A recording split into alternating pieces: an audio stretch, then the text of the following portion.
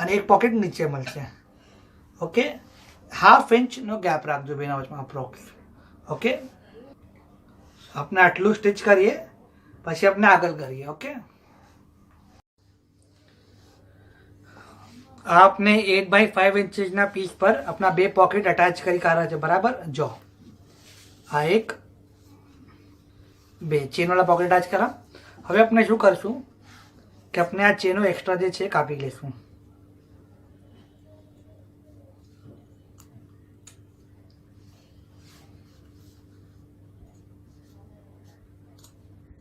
Okay, આ extra chain આપણે કાપી લીધી.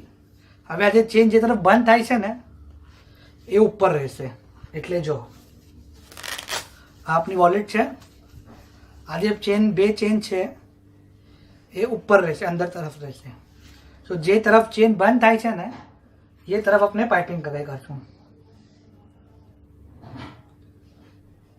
બંધ થઈ રહી છે ચેન, જો આમ બંધ થઈ રહી છે. ઓકે, તો यहाँ आपने पाइपिंग लगाड़શું. કઈ तरह? ફર્સ્ટ આમ મૂકશું, यहाँ પાઇપિંગ કરશું, પછી ફરાવશું અને यहाँ આપણે ક્લોઝ કરી કાઢશું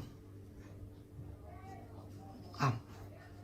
તો આ જે એન્ડ છે આ અંદર રહેશે અને આ જે ખુલ્લો પાર્ટ છે એ નીચે